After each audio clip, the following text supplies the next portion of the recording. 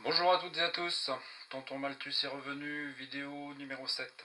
Alors, petit erratum en ayant réécouté la vidéo précédente, notre cerveau, fort heureusement, n'est pas constitué de 100 000 neurones, on serait un petit peu gaga, un petit peu gâteux, mais plutôt 100 milliards de neurones. Alors, veuillez excuser mon erreur. Alors, je voudrais revenir sur Tesla et le fait qu'il ait voulu, il y a plus de 100 ans, apporter l'énergie libre à l'humanité. J'ai retrouvé un petit bout de texte, écoutez bien.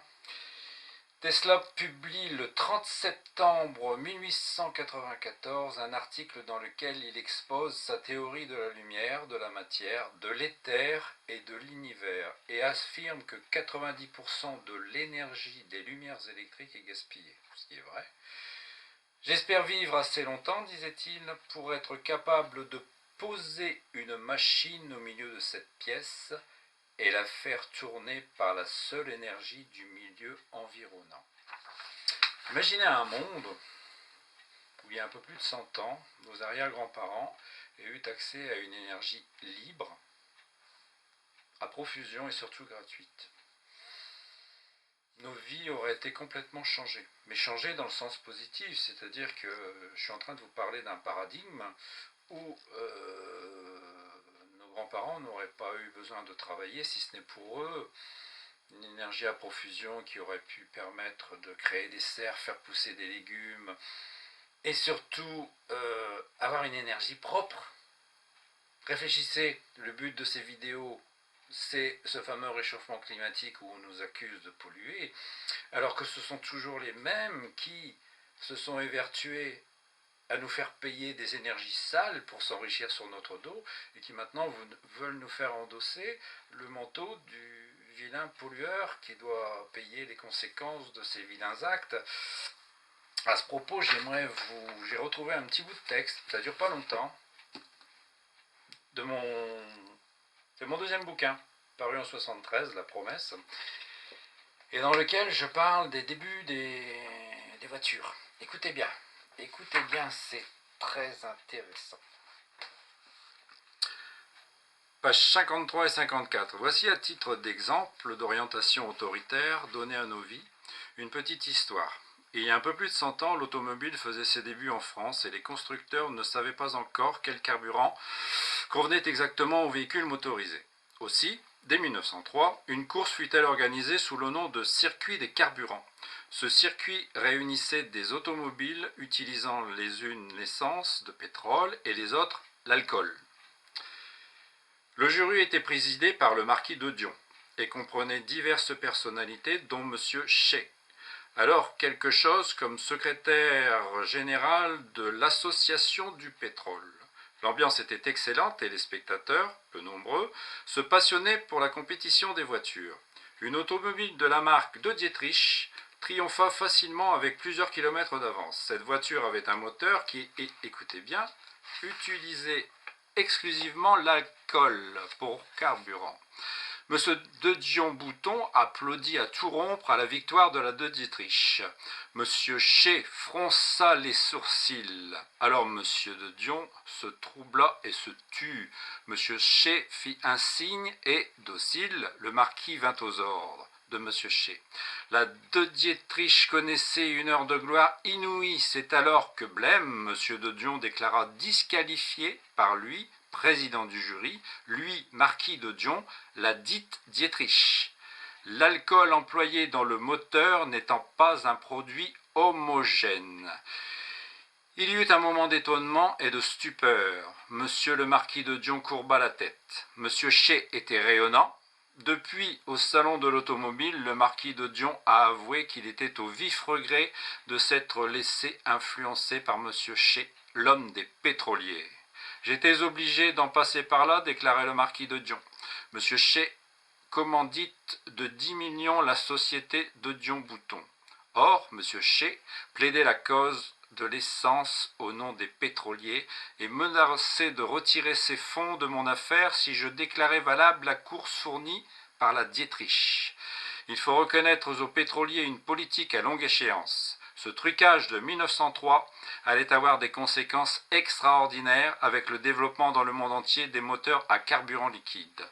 Voilà pour quelle raison l'alcool, que tout le monde peut produire, retenez bien que tout le monde peut produire en partant de n'importe quel végétaux, ne put jamais concurrencer avantageusement le pétrole.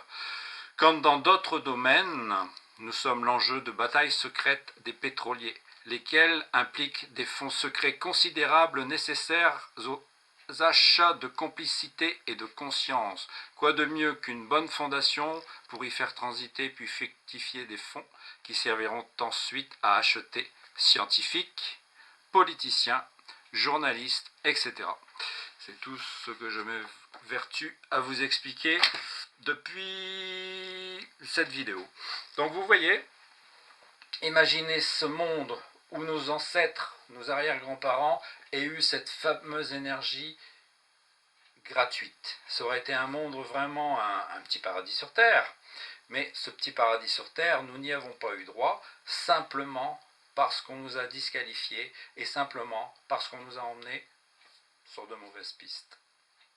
Alors pour revenir à cette notion d'éther, cette notion d'énergie, certains ont calculé à juste titre que l'énergie, les espaces entre les atomes ne sont pas vides, mais seraient constitués d'une énergie qu'on évalue à 5 kW par centimètre cube, c'est-à-dire nous avons là à notre disposition une énergie considérable, mais qui est difficilement perceptible et qui ne peut interagir qu'avec des rayonnements électromagnétiques ou avec la matière.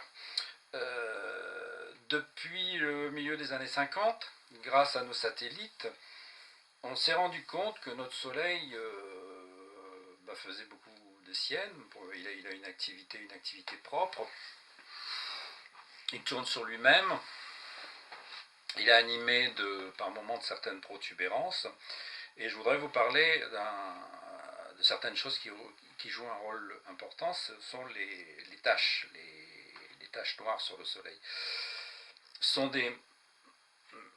Le Soleil a ce qu'on appelle une photosphère.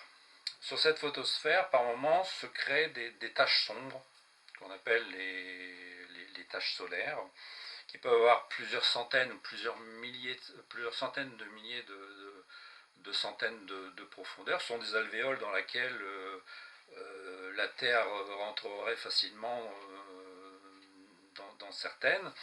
Et si on les voit, c'est parce que elles laissent entrevoir les couches profondes du Soleil qui sont beaucoup plus sombres. C'est pour ça qu'on les appelle taches solaires. Et derrière cela, vous avez ce qu'on appelle la chromosphère. La chromosphère, c'est la partie du Soleil que l'on peut voir au moment des éclipses. C'est cette fameuse couronne qui, par moment, envoie des fils d'énergie dans l'espace qui peuvent faire des centaines de milliers de kilomètres et qui finissent par nous atteindre. C'est ce qu'on appelle le fameux vent solaire qui va finir par atteindre l'atmosphère terrestre, qui va considérablement participer à électriser cette atmosphère terrestre, qui est responsable des pertes d'ondes radio, qui est responsable des phénomènes magnétiques sur cette Terre, qui est responsable de différents phénomènes qui sont générés dans notre atmosphère et sur Terre, que nous sommes seulement capables de vérifier maintenant depuis que nous avons à notre disposition des appareils technologiques très modernes et très sensibles. Mais bizarrement, nos anciens étaient au courant de ces phénomènes, étaient au courant que le Soleil était capable de transmettre une énergie qui agissait sur la Terre, qui circulait sur la Terre et qui circulait même sous la Terre, puisqu'ils avaient mis au point un système d'acupuncture dont il serait trop long ici de parler, mais j'aurai certainement l'occasion d'y revenir. C'est quand même bizarre qu'on qualifie toujours nos anciens comme étant des ignares, alors qu'en fin de compte, ils en savaient autant, si ce n'est beaucoup plus que nous. J'aimerais vous faire réfléchir sur ça. Et certaines preuves attestent qu'ils étaient capables d'utiliser bien mieux que nous certaines énergies propres que nous sommes incapables de faire maintenant.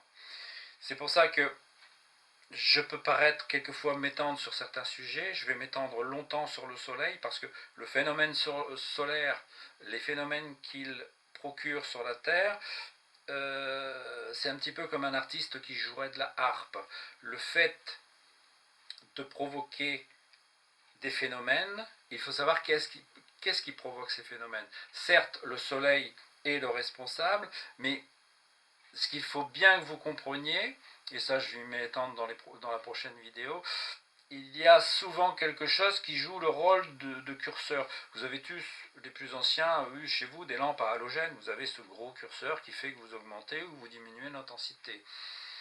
Eh bien, par moment, dans notre système solaire, les planètes qui interagissent avec la Terre et le Soleil font en sorte que ce curseur aille à la hausse comme à la baisse. Et de ce fait, sur Terre, on s'en prend plus ou moins d'énergie, ce qui est favorable à certaines périodes.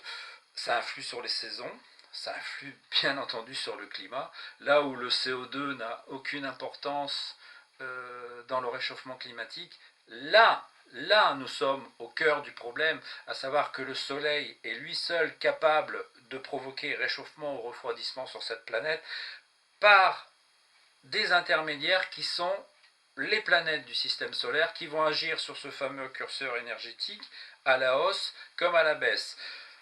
Le fait d'avoir un afflux d'énergie sur cette Terre, ça va modifier les vents, ça va modifier le climat, ça va modifier les saisons, ça va modifier les vents, ça va modifier les océans, ça va donc modifier les périodes de pluie, de sécheresse, les crues des fleuves, ça va influer sur la végétation, ça va influer sur les animaux, et au final, ça influe sur l'homme. Ça influe sur l'homme psychologiquement, parce que, vous le verrez dans la prochaine vidéo, le soleil a une influence sur notre psychisme, je l'ai déjà évoqué sommairement. Ça nous influence au niveau purement physique, au travers des plantes et des animaux qui vont contribuer à notre nourriture, et ça nous afflige également, ça nous influence purement, simplement au niveau du climat. Pour que nous puissions vivre correctement, il faut sur cette planète qu'il ne fasse ni chaud ni trop froid. Or, il y a déjà eu certaines périodes sur Terre où le soleil s'est agacé et où nous avons connu des mini-aires glaciaires, où nous avons connu de grands aires glaciaires. Il y a des périodes où nous avons connu de fortes chaleurs. Tout ça est dû au maître du jeu qui est le soleil, mais tout ça est dû également aux planètes qui interfèrent avec lui, qui jouent un petit peu de la harpe sur ces milliards d'énergie qu'il nous envoie et qui sont capables de modifier à la hausse comme à la baisse. Voilà, j'arrête aujourd'hui, j'espère être assez clair dans mes propos, c'est pas toujours évident à expliquer. Enfin bref, j'espère être clair. Merci de m'avoir écouté, à la prochaine.